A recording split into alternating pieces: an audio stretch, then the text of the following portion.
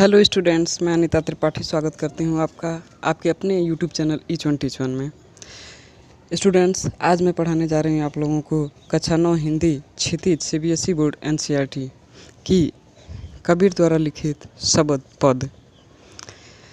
इसके पहले मैंने आप लोगों को साखियाँ पढ़ाई। 7 साखियाँ ख़त्म होने के बाद शब्द का पहला पद शुरू करते हैं हम। शब्द का पहला पद है, मोको कहाँ ढूंढे बंदे मैं तो तेरे पास में। ना मैं देवल ना मैं मस्जिद, ना काबे कैलाश में, ना तो कौनो क्रियाकर में, नहीं योग वैराग में। खोजी होए तो तुरते मिलियों पल भर की तलाश में, कहे कबीर सुनो भई साधो सब श्वासों की श्वास में। प्यारे बच्चों, कबीरदास जी कहते हैं कि सबसे पहले मैं आपको बता दूं कि इस शब्द पद में कबीरदास ईश्वर, मंदिर, मस्जिद, पूजा पाठ इत्यादि कार्यों या योग साधना में नहीं रहता। वह तो हर प्राणी की सांस में बसा हुआ है, ऐसा बताते हैं, और उसे सच्ची खोज से शीघ्र ही पाया जा सकता है। यही इस पद का सार है। सार मतलब सारांश है। तो आइए बच्चों, अब हम इसके अर्थ को, इसकी व्याख्या को देखते हैं। कबीरदास जी कहते हैं, मोको कहाँ ढूंढे बंदे मैं तो तेरे पास में। कबीरदास जी कहते हैं कि हे बंदे, हे मनुष्य, तू मुझे कहाँ ढूंढ रहा है, मैं तो तेरे पास में हूँ। ना मैं देवल ना मैं मस्जिद, ना काबे कैलाश में। वो कहते हैं कि ना मैं देवघर में, ना मैं मस्जिद में, ना मैं काबा में, ना मैं कैलाश में। कहने का तात्पर्य है कि मनुष्य ईश्वर की खोज में चारों ओर भटकता रहता है। कभी वो मंदिर जाता है तो कभी मस्जिद जाता है, कभी काबा का भ्रमण करता है तो कभी कैलाश का भ्रमण करता है। ना तो कौनो क्रिया कर्म नहीं योग वैराग में, खोजी होए तो तुरते मिलिहें पल भर की तलाश में। ना तो कौनो क्रिया कर्म में, वो कहते हैं कि मैं किसी क्रिया कर्म में नहीं हूँ, ना मैं किसी योग में हूँ, ना वैराग्य में हूँ। खोजी होए तो तुरते मिलिए, यदि खोजी हो यानी तुम तलाश करो, खोजो मुझे, तो मैं तुरंत ही तुम्हें मिल जाऊँगा। पल भर की तलाश में यानी कि कम समय की तलाश में ही मैं तुम्हें प्राप्त हो सकता हूँ।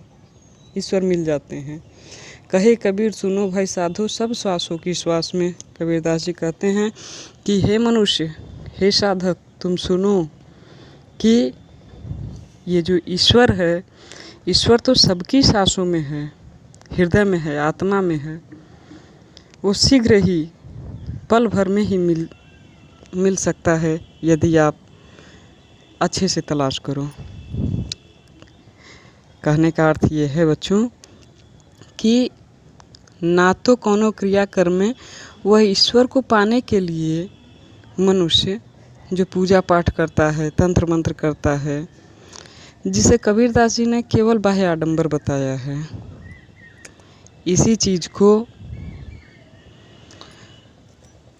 वो ईश्वर की तलाश में अपना सारा समय गुजार देता है। जबकि ईश्वर तो सबकी सांसों में, सबके हृदय में, सबकी आत्मा में मौजूद हैं। वह पल भर में मिल सकता है, चूँकि वह कण कण में व्याप्त है, इसलिए केवल उसे सही तरीके से खोजने की ज़रूरत है। आइए बच्चों, हम दूसरे पद को देखते हैं। दूसरा पद है, संतो भाई आई ज्ञान की आंधी रे, भ्रम की टाटी सबे उड़ानी माया रही न बांधी रे। दुचिते की दोई थुनी गिरानी मुँह बलिंडा टूटा, तृष्णा छानी परी घर ऊपर कुबुद्धि का भांडा फूटा। जोग जुगति कर संतौ बांधी निर्चू चुए न पाड़ी, कूड़ कपट काया का निकस्या हर की गति जब जानी। आधी पीछे जो बल बूठा प्रेम हरिजन भेना, कहे कबीर भान के प्रगटे उदित भया तमसीना। प्यारे बच्चों, इस पद में ज्ञान की आंधी आने पर मन का सारा भ्रम नष्ट हो गया है, ऐसा कबीरदास जी ने बताया है। माया मोह के सारे बंधन छूट गए हैं, तृष्णा कुबुद्धि तथा संदेह भी नष्ट हो गया है। ईश्वर का ज्ञान होने से आत्मा खुश हो गई है तथा सारा अज्ञान नष्ट हो गया है। प्यारे बच्चों, इस प्रसंग में कबीरदास जी का कहना है कि ज्ञान की प्राप्ति होने से मोह पर आधारित जो सारे विकार थे वो नष्ट हो जाते हैं और जीवात्मा को परमात्मा का साक्षात्कार हो जाता है। कबीरदास जी कहते हैं, संतो भाई आई ज्ञान की आंधी रे। इस पद के माध्यम से कबीरदास जी ज्ञान के महत्व को प्रतिपादित करते हुए कहते हैं कि हे संत भाइयों, मेरे जीवन में ज्ञान रूपी आंधी आई है। हे संत भाइयों, मेरे जीवन में ज्ञान रूपी आंधी आई है और भ्रम की टाटी सबे उड़ानी माया रहे न बांधी रे। और कहते हैं, आगे कहते हैं कि इससे मेरे जीवन में छाए भ्रम रूपी छप्पर जो थे वो टूट गए और माया रहे न बांधी रे। जिस तरह से आंधी आड़ के लिए लगाई गई टाटी अर्थात पर्दे को उड़ा देती है, उसी प्रकार ज्ञान की आंधी ने भ्रम रूपी पर्दे को उड़ा दिया है। आगे वो कहते हैं कि दुचिते की दोई थुनी गिरानी मुँह बलिंडा टूटा। बलिंडा मतलब होता है बेटा बेड़ा। बेड़ा यानी कि मोटी बल्ली या बांस जो ऊपर की ओर लगा रहता है और छप्पर को स्थिर रखने में सहायक होता है, वही बलिंडा है। तो वो क्या कहते हैं कि दुचिते की दोई थुनी गिरानी यानी कि इस टाटी को बांधने वाली माया रूपी रस्सी भी टूट गई है और तेज आंधी के बेग से छप्पर में लगे दो थुन्ही यानी दोनों खंभे भी गिर गए हैं। इसका आशय यह है कि ज्ञान की आंधी से मोह और आसक्ति के स्तंभ भी क्या हो गए हैं, ढह गए हैं। आगे करें, तृष्णा छान परी घर ऊपर कुबुद्धि का भांडा फूटा। यानी कि तृष्णा रूपी छप्पर को संभालने के लिए जो मोह रूपी सहतीर लगा था वह भी टूट गया।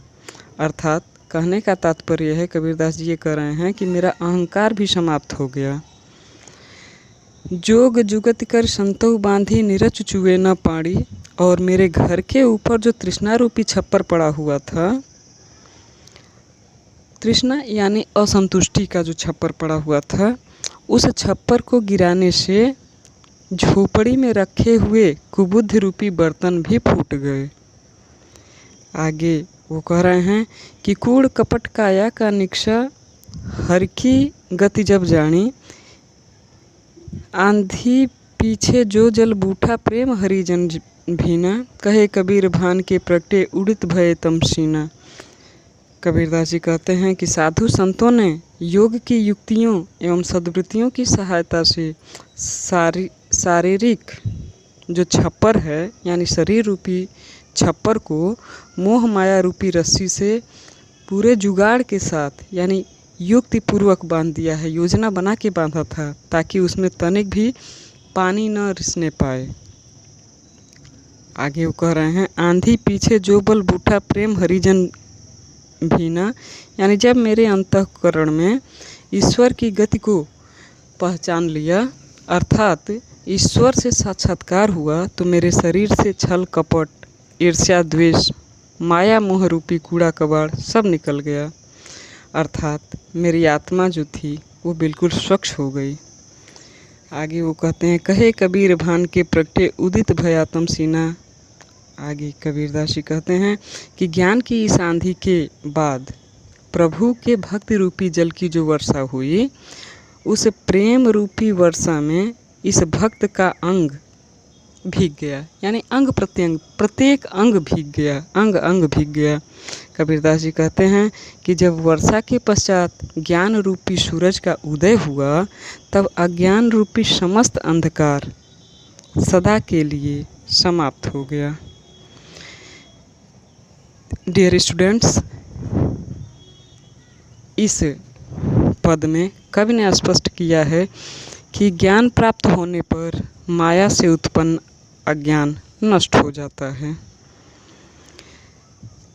प्यारे बच्चों, आज मैंने आप लोगों को कबीर का जो पाठ था उसमें शब्द को भी समाप्त कर दिया। इस तरह से आपका ये कबीर पाठ समाप्त हुआ।